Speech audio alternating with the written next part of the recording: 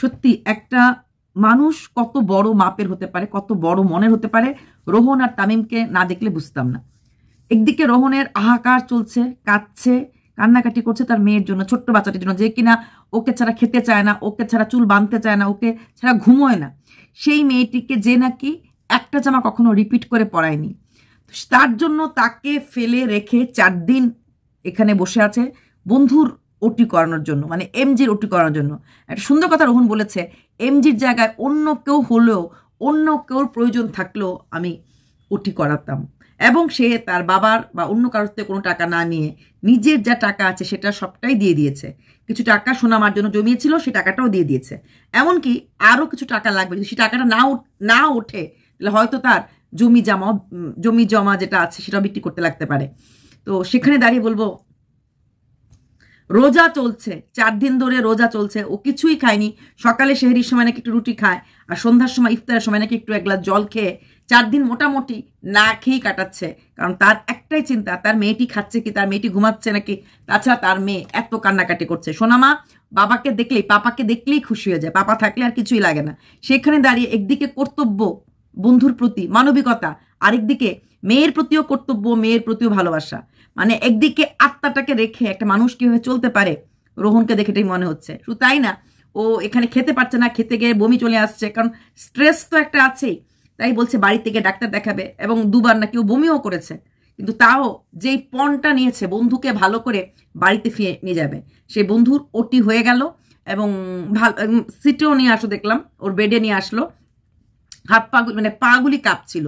অনেক সময় না অপারেশনের পরে ঠান্ডাটা খুব লাগে, আমার মনে হয় এটার জন্য হতে পারে, জানি না। যদিও সিস্টার সামনে ছিল, ওর পাগুলি খুব কাঁপছিল, সেই অবস্থাতেই ভিডিও করেছে, পারমিশন নিয়ে ভিডিও করেছে, কারণ তার জন্য স্ক্যানার দিতে লাগবে, তাই দেখালো লোকে। এবং এটা কিন্তু এমজিও বলেছিল, আমার যখন ওটি হবে আমি নিশ্চয়ই আমার ওটির ভিডিও দেখাবো। এটা কিন্তু এমজিরও আশা ছিল সে তার ওটির ভিডিও দেখাবে। রোহন সে বন্ধুর সেই আশাটাও পূর্ণ করলো। রোহন কিচ্ছু ভাবো না, তোমার সোনামা ভালোই থাকবে। কালকে রোহন ভিডিওটা তো আজকে ছাড়লো, এটা তো গতকালকের ভিডিও, তো বলছিল আজকে মানে আগামীকাল আমি বাড়ি চলে আসবো, মানে হয়তো আজকে হয়তো বা ও ফেরত চলে এসেছে ওর বাড়িতে। কারণ সোনামা ওকে ছাড়া চিৎকার দিয়ে কাচ্ছে। আগে তামিমের ভিডিও তোমরা দেখেছি, সোনামার কি কান্না কি কান্না কি কান্না, কিছুতেই থামানো যাচ্ছে না। তাও তামিম একটু কোলে নেওয়ার চেষ্টা করছে, একটু এসেছিল, কিন্তু ও কনস্ট্যান্ট কেড়ে যাচ্ছে। তাই সোনামার এত কান্না, এই কান্নার শোনার পর একটা বাবা থাকতে পারে না।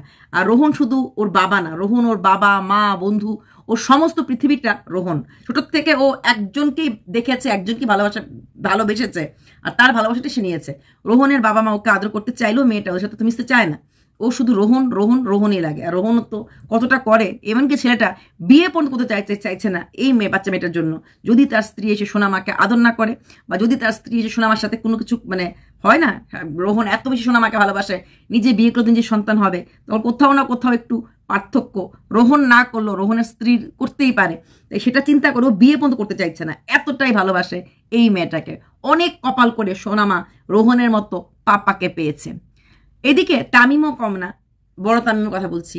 ও ওর ছেলের জন্য জমানো ওই ভান্ডারে কিছু টাকা রেখেছিল, সেটাও হাতুড়ি দিয়ে ভেঙে এখন অ্যাকাউন্টে রাখবে, সেখান থেকে পেটিএম বা গুগল পে করে দেবে রোহনকে। ওরা বন্ধুরা যে যা যতটুকুন যা আছে, হ্যাঁ, লাস্টলি ঘরে থাকা ওই ভান্ডারের টাকাটাও দিয়ে দিল বন্ধুর জন্য। আর রোহন তো বলছে যে ওদের এস্টিমেট দিয়েছিল 7 লাখ টাকার, সেখানে এখন লাগছে 12 লাখ টাকা। ভাই 12 লাখ টাকা শেষ হবে না, অপারেশনের পরও দেখবে 1 মাসের মতো যত্ন রাখতে লাগবে। তারপরে বাড়িতে আসলেও প্রচুর যত্ন লাগবে। কিডনির অপারেশন মোটামুটি 6 মাস ও কোনো ভারী ভর্তা কাজ, কোনো রকম যেখানে সেখানে যাওয়া পারবে না, ইনফেকশনের একটা ভয় থাকবে। কিডনির অপারেশনের পরের 6টা মাস কিন্তু আরও বেশি রিস্কি। আমি যেটা দেখেছি বা শুনেছি, প্রচণ্ডভাবে ওদেরকে মানে একদম যত্ন সহকারে রাখতে লাগে, কোনো ছোঁয়াছি কিছু না। ওয়াশরুম ঝকঝকে তকতকে, ঘর আর ওয়াশরুম এর বাইরে ওরা বেরোয়ও না।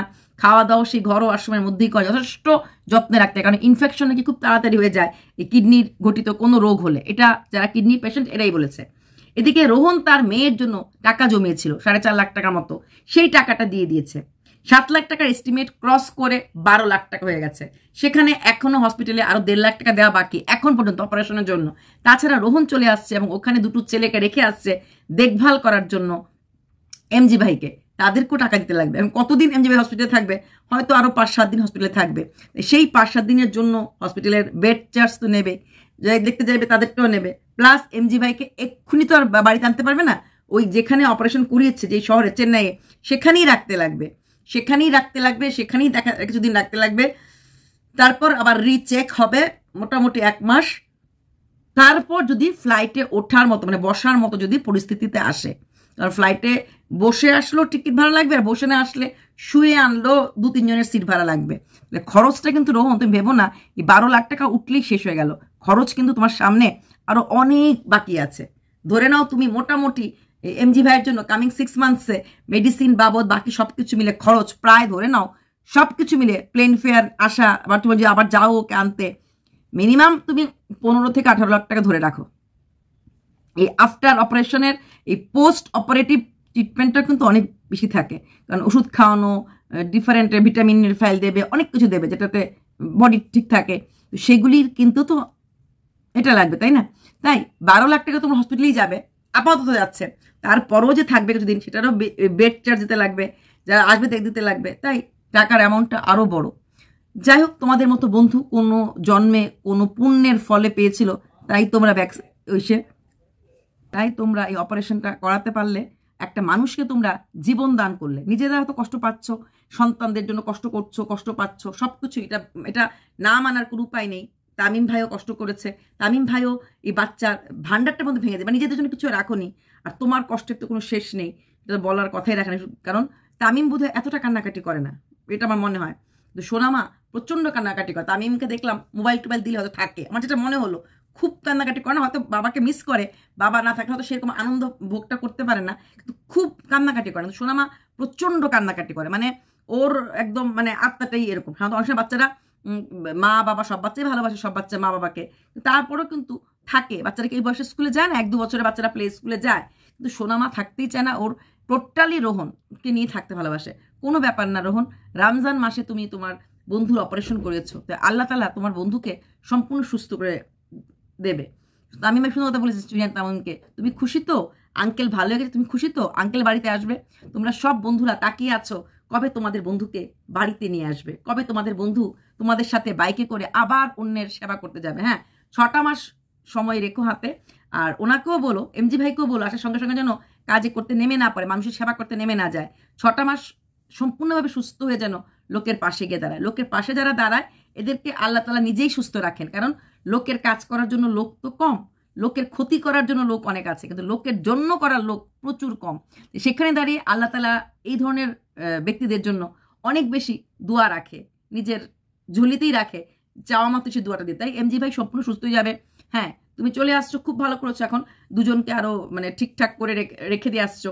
হ্যাঁ, যখন আবার আনতে যেতে লাগবে তখন তোমাদের মধ্যে কেউ গেলেই হলো, মানে ওই চেন্নাই টু ওয়েস্ট বেঙ্গল আনার জন্য, কারণ ফ্লাইটে আসার পরও তোমাদের বাড়িটা অনেকটা দূরে আছে, সেই দূরে নিয়ে যাওয়ার জন্য তো কিছু লোক লাগবে, তাই না? কারণ এই সময় জার্কিং টার্কিং কিছুই করতে পারবে না, গাড়িতে বসে যদি জার্ক হয় সেটা খারাপ। এত বড় একটা অপারেশনের পরটা বিশাল বড় অপারেশন, জার্কিংটা খারাপ। তুমি কেঁদো না, তোমার কান্না দেখে ভীষণ কষ্ট হয়েছে। তোমার সোনামা ভালো, হয়তো কান্নাকাটি করছে, হয়তো কাঁদছে না, কিন্তু আলটিমেটলি তো তুমি ফিরেই যাচ্ছ, চলেই আসছো, আজকে এখন তুমি চলে এসেছো। তাই তোমার সোনামাকে একটু শেখাবে তোমাকে ছাড়া যেন থাকতে পারে। তোমার মার সাথে বাবার সাথে যাই হোক, একটু লোকের সাথে মেলামেশা করাবে, একটু কারোর কাছে রেখে খেলতে দিয়ে সুযোগ দেবে। তোমার মার সাথে 1-2 দিন ধীরে ধীরে অভ্যাস করার চেষ্টা করবে, যেন তোমাকে ছাড়াও ও একটুখানি থাকতে পারে, অন্য বাচ্চাদের মতো যেন একটুখানি। সব বাচ্চাদের মা বাবাকে ভালোবাসে, কিন্তু অনেক বাচ্চারা মা বাবাকে ভালোবাসে, কিন্তু একটা সময়ের পরে কিন্তু মা বাবার সাথে থাকতে লাগে। তো এই এখন তো তুমি অভ্যাসটা করো যে হ্যাঁ থাকতে লাগবে, তাহলে কিন্তু ও থাকতে রাজি হয়ে যাবে। তার একটা কথাই বলবো, তুমিও চেষ্টা করো ওকে যেন আরেকটু বড় করার জন্য, ঠিক আছে? যাই হোক, তোমার এই মহান দান, এই মহান কাজ ওপরের খাতায় লেখা রইল, যে একটা মানুষ যার কিচ্ছু নেই, যার কেউ নেই, যার নিজের লোক নেই, নিজের লোক ছেড়ে চলে গেছে, তাকে কিডনি ট্রান্সপ্লান্ট করার মতো এত বড় অপারেশন শুধুমাত্র বন্ধু হয়ে নিজেদের খরচ দিয়ে, শুধুমাত্র চ্যানেলের টাকা দিয়ে, পুরোটা টাকা লাগিয়ে কেউ এত বড় খরচ এত কিছু করতে পারে, তোমাদেরকে নিয়ে চোখে না দেখলে বিশ্বাস করতে পারতাম না। তোমাদের সেরকম কিছু ইনকাম নেই, শুধুমাত্র চ্যানেলের ইনকাম দিয়েই তোমরা কত কিছু করছো এবং কত লোকের জন্য করছো। এখন এমজি ভাই সুস্থ হয়ে আসলে এমজি ভাইয়ের রিলেটিভরা বা এমজি ভাইয়ের যাদের সাথে রক্তের সম্পর্ক, এরা ভাববে যে আমরা কত বড় ভুল করেছিলাম, এই মানুষটার পাশ থেকে সরে গেছিলাম শুধুমাত্র টাকার জন্য। এটাই ভয় ছিল, এত বড় অসুখ, এত বড় রোগ, না জানি এখন কত টাকা যাবে। সেই ভয়ে কিন্তু এমজি ভাইয়ের যারা কাছের লোক বা এমজি ভাইয়ের যারা পাশের লোক এটা সরে গেছিল। এটা মুখে বলতে লাগে না, যখন আমরা বিপদে পড়ি, যখন আমাদের অনেক বেশি পরিশ্রম হয়, তখন দেখবে পাশের লোকগুলি সরে যায়। কেননা যে এই রে, এই বুঝি টাকাটা চাইলো, এই রে, এই বুঝি আমার যেতে লাগলো, তার জন্যই সব সরে গেছে। কিন্তু যখন সুস্থ হয়ে আসবে না, সেই সব লোকরাই কিন্তু ধীরে ধীরে হাঁটি হাঁটি পা পা করে এগিয়ে আসবে। কারণ স্বার্থের দুনিয়াতে স্বার্থর জন্য এগিয়ে আসবে, যে না এখন তো টাকা চাইবে না, এখন সুস্থ হয়ে গেছে, তাই এখন যাই, এখন হ্যালো হাই হাডুডু করি। তো যাই হোক রোহন, তোমার কান্না দেখে খুব কষ্ট লাগছিল। হ্যাঁ, তুমি আসো, এসে ডাক্তার দেখাও, তবে চেন্নাইয়ের মতো জায়গায় থেকে ওখানে ডাক্তার না দেখিয়ে তুমি তোমার গ্রামে ডাক্তার দেখাবে বলছো। আমার তো মনে হয় তোমার চেন্নাই ডাক্তার দেখালেই ভালো হতো, কারণ ওখানে অনেক রকম আছে ইনস্ট্রুমেন্ট, যেটাতে তোমাকে কিনা পরীক্ষা নিরীক্ষা করতে পারতো। আমার মনে হয় চেন্নাইয়ের ডাক্তার দেখানোটাই ভালো ছিল। যাই হোক, একটা কথাই বলবো, তোমার এই দান প্রত্যেকটি মানুষ মনে রাখবে। তোমার এই দান শুধু এমজি ভাইয়ের জন্য না, তুমি যে কাজটা করলে, মানে একদিকে আহাকার হলো হৃদয় নিয়ে মেয়ের জন্য আহাকার নিয়ে, আরেকদিকে এমজি ভাইয়ের জন্য করলে, সেটা হয়তো একটা স্বর্ণ অক্ষরে লেখা থাকবে এমজি ভাইয়ের জীবনে, যে এই 3টে ছেলে মিলে আমাকে আমার নতুন জীবন দান করেছে। হয়তো এমজি ভাই সারা জীবন শেষ দিনটা পর্যন্ত তোমাদের কথাই ভাববে, এই 3টা ছেলে না থাকলে আমি কোথায় থাকলাম হলে, কিভাবে থাকলাম হলে। ভালো থেকো, সুস্থ থেকো। আর বাকিদেরকে বলবো তোমরা ওদের চ্যানেলগুলি ভিজিট করো, দেখো, ভালো লাগলে ওদের পাশে দাঁড়াও। মিথ্যে না, কিডনি ট্রান্সপ্লান্টের অপারেশন করেছে, ওটিতে ঢোকানোর পরও একটু ফটো তুলে দেখিয়েছে। সেখানে যদি মনে হয় ওদের 1.5 লাখ টাকার মতো এখন মতো কম আছে, যদি তোমাদের মনে হয় যে হ্যাঁ আমরা কিছু করতে চাই, আমরা পাশে দাঁড়াতে চাই, যদি মনে হয়, আর যদি না হয় তো নাই। ভিডিও দেখলে দেখবে, দেখলে পরেই বুঝবে, যদি ইচ্ছা হয় করতে পারো। তবে হ্যাঁ, তোমাদের রোজা, তোমাদের রমজান, তোমাদের আল্লাহ তাআলা তোমাদেরকে জন্য অবশ্যই এই হাতটা, এটা আমাদের ভাষায় আশীর্বাদের হাতটা, তোমাদের মাথায় রেখেছে। চলো বাই।